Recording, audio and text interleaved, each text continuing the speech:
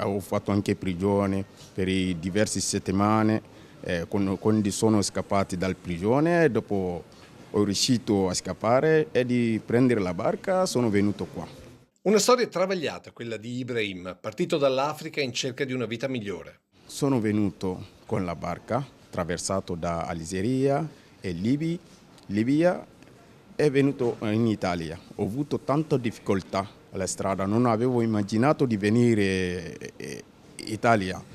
Non sapeva della violenza, delle torture che avrebbe subito e dalle quali è scappato approfittando del sonno del carceriere. Poi l'approdo in Italia. Sono arrivato a Sicilia, ho fatto 3 giorni di là e dopo mi hanno trasferito a Ancona. Mesi nel centro di accoglienza fino a quando un'azienda di Chioggia, in cerca di lavoratori, dopo aver tentato anche con la Caritas locale di assumere gente del posto, ha deciso di puntare proprio sugli immigrati.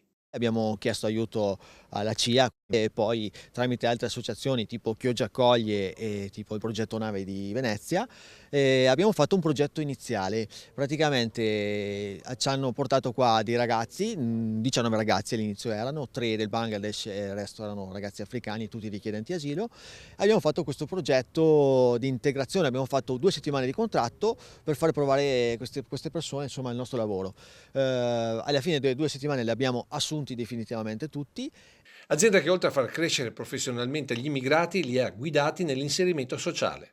Gli abbiamo dato una mano a trovare degli appartamenti, abbiamo preso noi degli appartamenti in affitto, anche se non è facile, e poi col passare del tempo adesso gli ultimi si sono comprati anche la macchina, quindi abbiamo dato una mano a trovare la macchina e a pagare l'assicurazione, insomma un po' li abbiamo seguiti parecchio. Migranti che ora sono integrati e fidelizzati all'azienda, garantendo produzione di qualità. Un esempio che però si è evoluto ulteriormente con l'arrivo di nuovi lavoratori, senza passare però per l'inferno libico, come è successo a Silman, fratello di Ibrahim Kamara. È arrivato un aereo che ha fatto l'atterraggio a Bologna, da Casablanca a Bologna. Quindi come è arrivato aereo lui non credeva, anche quando lui ha chiamato la mamma ha detto che non può essere vero. E così solo qualche ore che venire così. Invece che Ibrahim ha passato tutti quasi 7-8 mesi e su, per quello ha piaciuto tanto.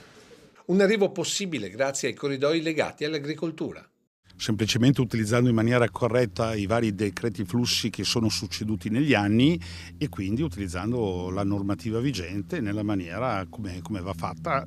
Questa è un'esperienza estremamente emozionante e che insegna che se si vuole si può, un imprenditore può far business e può impiegare in maniera corretta anche figure che oggi spesso sono sotto l'occhio del ciclone per ragionamenti insomma, un po' particolari, un po' strani. Qui abbiamo l'esempio di ragazzi che si sono integrati, lavorano, pagano le tasse, vivono e possono avere un futuro.